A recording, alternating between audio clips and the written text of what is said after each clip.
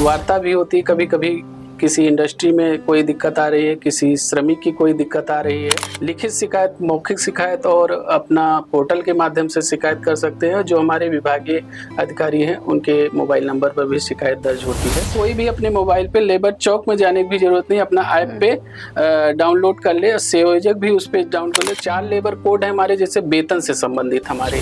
श्रमिकों की मेहनत और मालिक का मुनाफा, इसी के संतुलन को बनाए रखने के लिए है श्रम विभाग।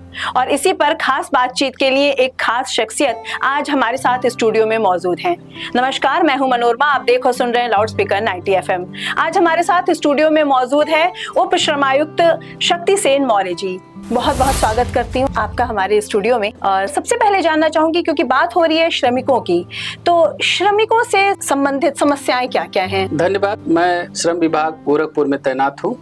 मैं ये बताना चाहता हूँ कि श्रमिक और सेवा योजक दोनों हमारे देश के विकास में अहम भूमिका रखते हैं।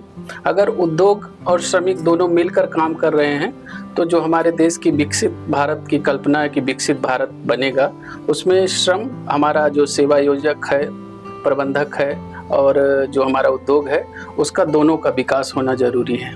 अगर दोनों जगहों पे कहीं कोई दिक्कत आती है तो श्रम विभाग उसमें एक बीच का मध्यस्थ का भूमिका निभाता है, वार्ता कराता है और चीज़ों को बेहतर बनाता है, जिससे औद्योगिक शांति भी बनती है और दोनों का हित भी रहता है। इन्हीं सब चीज़ों को लेकर हमारे यहाँ वार्ता भी होती है। कभी कभी किसी इंडस्ट्री में कोई दिक्कत आ रही है, किसी श्रमिक की कोई दिक्कत आ रही है, विभिन्न माध्यमों से वो अपनी जैसे शिकायत दर्ज कर सकते हैं। हमारे यहाँ IGRS पोर्टल है, लिखित शिकायत, मौखिक शिकायत और अपना पोर्टल के माध्यम से शिकायत कर सकते हैं। जो हमारे विभागीय अधिकारी हैं उनके मोबाइल नंबर पर भी शिकायत दर्ज होती है और उसको गुणवत्ता के साथ निस्तारित किया जाता है और बहुत ही सामंजस्य से देखा जाता है कि किसी का उसमें अहित न हो। इसको ध्यान रखते हुए श्रमिकों के बेहतर से बेहतर चीज़ों के लिए कार्रवाई की जाती है। उनके संबंध में जो बहुत सारी हमारी योजनाएं हैं उनको भी उसमें दिलाने का प्रयास किया जाता है कि उनको जल्द से जल्द उस योजनाओं से भी आच्छादित करा दिया जाए। जी, ये जैसा आपने कहा कि समस्याएं सुनी जाती हैं, लिखित तौर पर भी, नंबर्स पर भी सुविधा उपलब्ध है। जैसा कि मैं हमेशा पूछती हूँ, आपसे भी मैं जानना चाहूँगी कि बात तो ये कागजी जो कार्रवाई होती है टेबल तक ही सीमित रहती है या आम जनता की बात जा पाती है, उन श्रमिकों को वास्तविक सहायता मिल पाती है, वास्तविक न्याय मिल पाता है या नहीं? मिल जाता है। इसमें उनको जितने भी हमारे अभी तक देखे गए 2-3 सालों में, अगर उनकी जो भी समस्या आती है, कहीं ना कहीं लैक ऑफ कम्युनिकेशन रहता है, उसमें श्रमिक अपनी बात ढंग से नहीं दे रख पाता है या सेवा योजक उन तक पहुंच नहीं पाता है, तो हमारा जो विभाग है उन दोनों लोगों को फिर से मिलाता है, जिससे उनका रोजगार भी बना रहे और जो उनके देयक हैं, अगर कहीं कुछ वेतन को लेके इशू है तो वो जो लीगल वे में है उसको दिलाने का प्रयास किया जाता है। फिर भी अगर कहीं कुछ चीज़ें चूक जाती हैं तो श्रमिकों के पास ये विकल्प रहता है कि अपने केस के माध्यम से उसको निस्तारित करा लेता है। जी जी। अच्छा, जैसे बात हो रही है अभी समस्याओं की, तो अमूमन किस तरह की समस्याएं ज़्यादातर आती हैं आपके पास?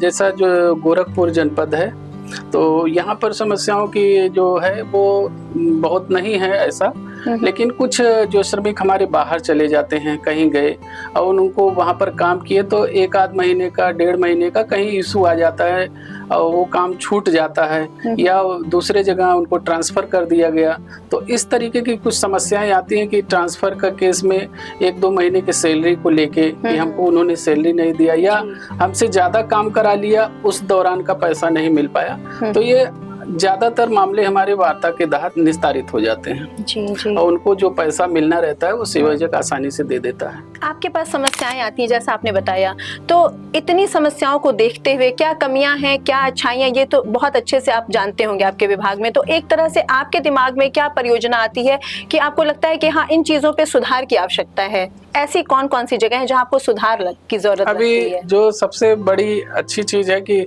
सरकार ने जहाँ हमारे पास 29 अधिनियम थे, श्रम अधिनियम थे, उनको समेकित करते हुए 4 लेबर कोड में बना दिया गया है और वो लागू भी कर दिए गए हैं हमारे भारत सरकार द्वारा, और राज्य सरकार में उसकी नियमावली बन गई है, वो भी शीघ्र ही इम्प्लीमेंट। 4 लेबर कोड है हमारे, जैसे वेतन से संबंधित हमारे हैं या हमारे इंडस्ट्रियल रिलेशन से संबंधित है। दूसरा लेबर कोड हमारा एक लेबर कोड बना है कि जो उनकी सेफ्टी, हेल्थ, जो जहाँ पर वर्किंग कंडीशंस से लेके है, तो इन सारे जो 4 लेबर कोड हैं उससे उनके जीवन में और बेहतर आएगा। उनको बहुत सारे जंजाल से लीगल वे में नहीं जाने की जरूरत है। इसमें आसानी से एक हेल्पिंग नेचर श्रम का भी बना दिया गया कि कल्याणकारी योजनाओं में भी उनको आच्छादित कराया जाए और जो आसानी से उन तक पारदर्शी ढंग से उन तक चीज़ों को पहुँचाया जा सके, श्रम कानूनों को, जिससे उनकी जो दशा है और उनकी जो वेतन से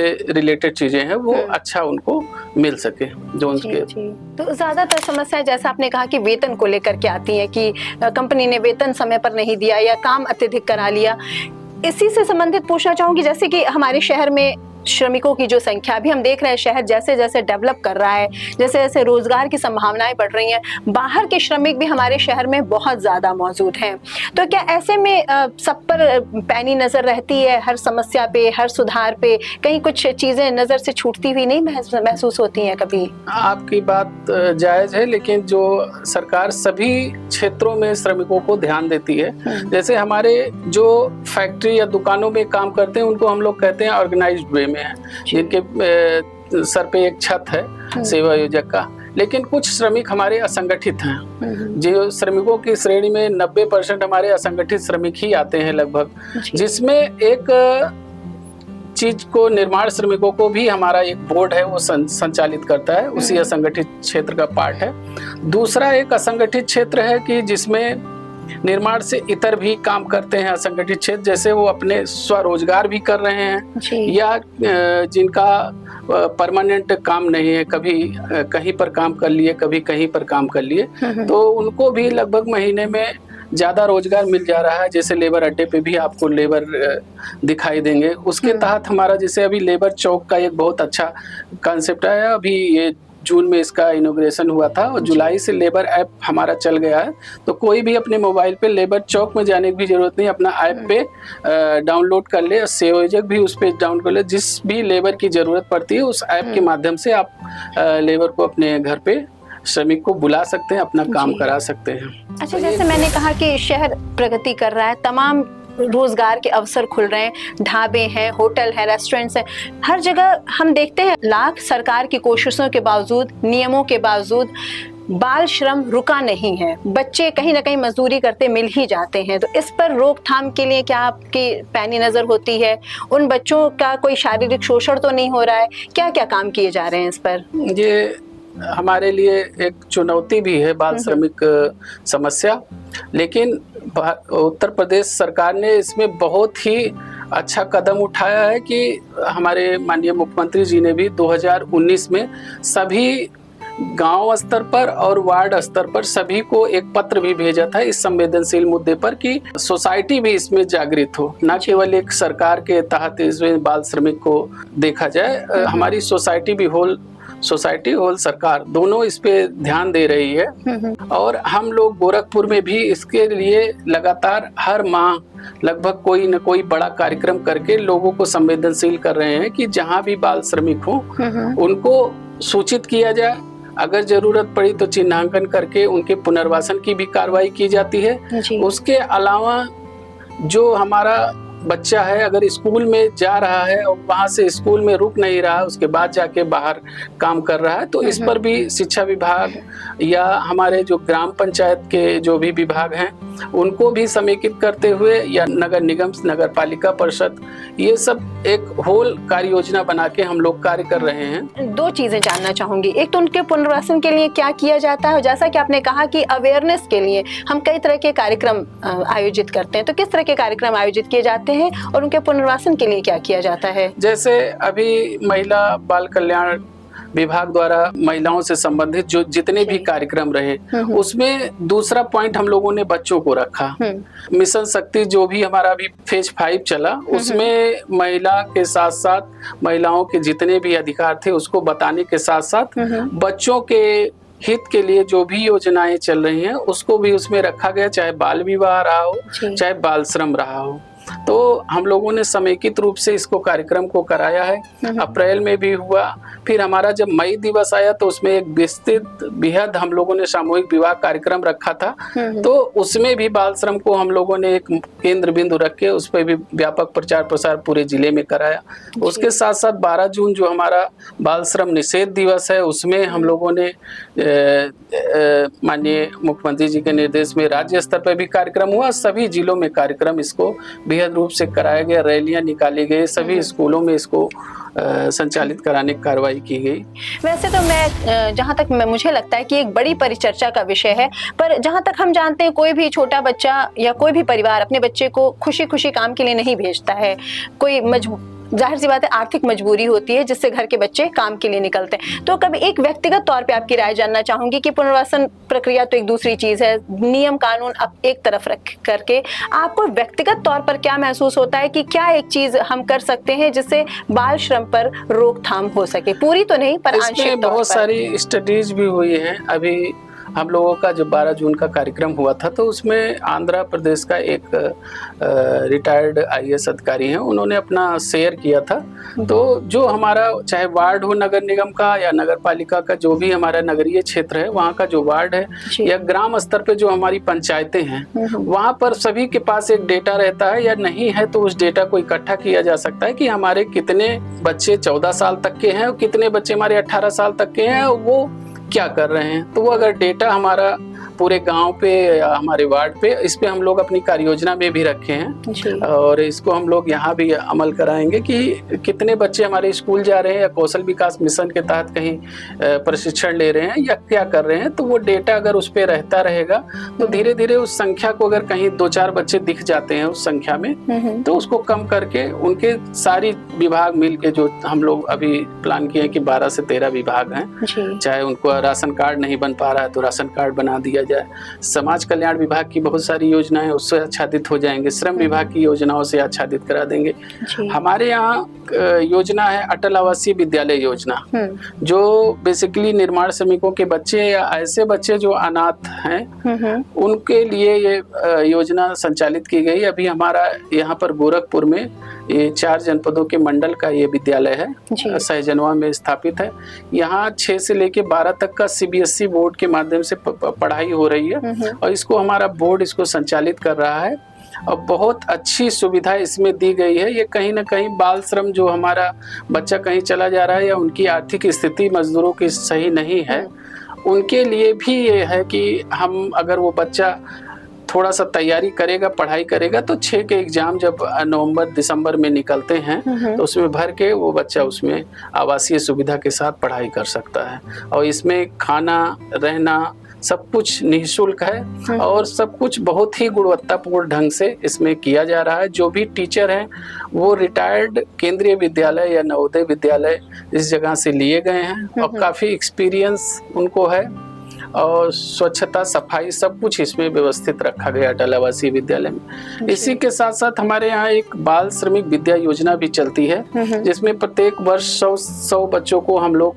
कामकाजी बच्चों को लाने का प्रयास करते हैं, जिसमें से वो टारगेट पूरा कर लिया जाता है। इन बच्चों को भी, जैसे जो बच्चे के माँ या बाप नहीं हैं या दिव्यांग हैं, उनमें से उनके माँ बाप में या कोई एक नहीं है, पिता नहीं है, तो उन बच्चों को उस श्रेणी के आधार पे इसमें चयन किया जाता है। किसी स्कूल में वो जो पढ़ते हैं वहीं पर उनके खातों में पैसा भेजा जाता है। 1000 लड़कों में है और 1200 लड़कियों को दिया जाता है। तो इससे साल भर में उनकी भी आर्थिक स्थिति मजबूत होती है, वो कहीं ना कहीं कामकाज से छूट के स्कूल के तरफ मोटिवेट होते हैं। तो एक सरकार इसको बहुत अच्छा से करा रही है। हम लोग उस पर दोनों ये योजनाएं, अटल आवासीय विद्यालय योजना, बाल श्रमिक विद्या योजना, जो कहीं ना कहीं बाल श्रम के जो अभिशाप है उसको कम करने में एकदम कारगर होगी। तीसरा हमारा माननीय मुख्यमंत्री जी ने और सरकार ने 2027 लक्ष्य भी रखा है कि उत्तर प्रदेश को बाल श्रम मुक्त कर दिया जाए। उसमें 2027 में जो ये बाल श्रम मुक्ति हम तभी कर सकते हैं जब हम लोग तो प्रयास पूरा कर रहे हैं, जब समाज भी इसमें आगे बढ़ेगा। और समाज को आगे बढ़ने में आपका जैसे चैनल है, मीडिया है, प्रिंट मीडिया है, इलेक्ट्रॉनिक मीडिया, ये सारे सब एक साथ सारे लोग काम करना शुरू कर देंगे तो 27 के लक्ष्य क्या और उससे पहले भी हम लोग इसमें सफल हो जाएंगे। आपके चैनल के माध्यम से जनपद के सभी जनपद वासियों से अपील करूंगा कि आपके आसपास कहीं भी बाल श्रम करता हुआ पाया जाए तो श्रम विभाग या जिला प्रशासन को अवश्य सूचित करें, जिससे उसको वहां से चिन्हांकित करके छुड़ाया जा सके, उनको पुनर्वासित किया जा सके और जो इस कार्य को करा रहा है उसको न्यायिक प्रक्रिया के माध्यम से सजा भी दिलाई जा सके। पुनः अनुरोध करूंगा कि ज्यादा से ज्यादा लोग इसको जाने और जो हम लोग 27 तक लक्ष्य रखें कि अपने प्रदेश को जो माननीय मुख्यमंत्री जी ने रखा है कि पूरा उत्तर प्रदेश बाल श्रम मुक्त हो जाए, तो हमारा गोरखपुर भी कहीं भी कोई बच्चा शिक्षा से वंचित ना रहे और गरीबी या किसी भी कारण से अगर उसके पास आर्थिक अभाव आ रहा है और बाल श्रम की तरफ जा रहा है तो उधर ना जाने पाए, उसको विकास की मुख्य धारा में रखा जा सके।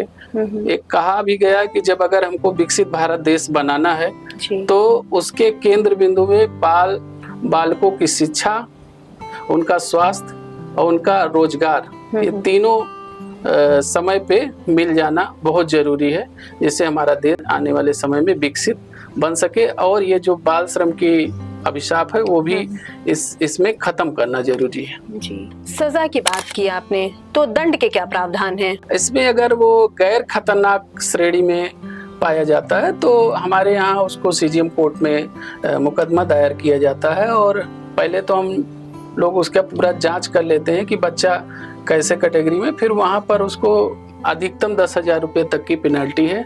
लेकिन अगर वो खतरनाक प्रक्रिया में पाया गया है तो उसको 20,000 से लेके 50,000 तक की पेनल्टी कोर्ट के माध्यम से होती है न्यायिक प्रक्रिया।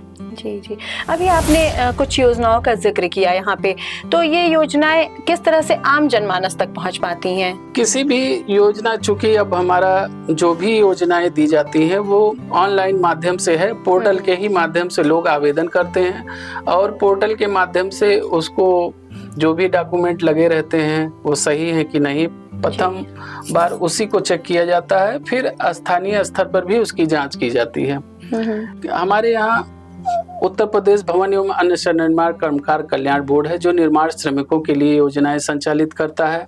उसके अलावा हमारे पास श्रम कल्याण परिषद भी है और विभिन्न तरीके, जैसे अभी बाल श्रमिक विद्या योजना कहे तो ये हमारे मुख्यालय से संचालित किया जाता है। इसके लिए जरूरी है कि अगर हमारा BOCW बोर्ड है, UP BOCW board, Uttar Pradesh भवन अन्य निर्माण कर्मकार कल्याण बोर्ड, तो इसमें किसी भी श्रमिक जो निर्माण कार्य में लगा हुआ है, 40 प्रकार से अधिक निर्माण कार्य हैं, तो उसको उसमें पात्रता आने के लिए सबसे पहला जरूरी है कि पंजीयन कराए।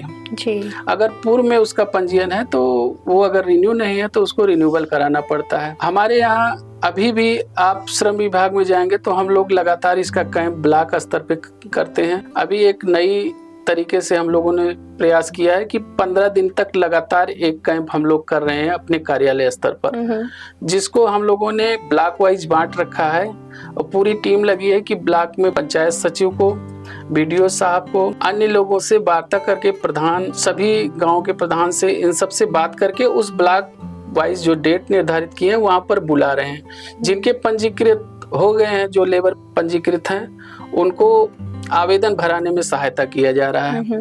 CSC भी हम लोगों ने वहाँ पर संचालित कर रखी है और जिनके पंजीयन नहीं है उनके पंजीयन की कार्रवाई की जा रही है। इससे बहुत ही लाभ हो रहा है, लोग आ रहे हैं आसानी से। जो भी दिक्कतें साइट पे कभी कभी दिक्कत आ जाती है, कभी पोर्टल पे दिक्कत आ रही है, तो वो तुरंत समझ भी जा रहे हैं। तीसरा एक अच्छा पहल है, जो कुछ समस्याएं थी उसमें पोर्टल पे हम लोग लगातार, जो BOCW बोर्ड का पोर्टल था उस पर सुधार भी किया गया तो अब कोई परेशानी भी नहीं है, लोग आसानी से इसमें पंजीयन करा रहे हैं और जो उनसे संबंधित लाभ की योजनाएं हैं उसमें लाभान्वित होने। बहुत बहुत धन्यवाद शक्ति सेन जी, आप यहाँ पर आए और श्रमिकों से संबंधित इतने अहम मुद्दे पर हमसे बातचीत की, खास चर्चा की, इसके लिए बहुत बहुत धन्यवाद आपका। धन्यवाद आपके चैनल को भी और सभी श्रमिक भाइयों को जो ये कार्यक्रम हमारा सुन रहे हैं। मैं आशा करता हूं कि इसका फायदा सभी श्रमिकों के जनपद के होगा।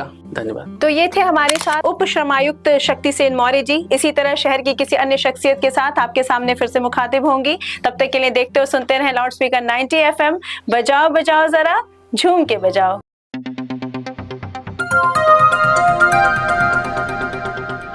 बजाओ जरा झूम के बजाओ, बजाओ बजाओ जरा झूम के बजाओ।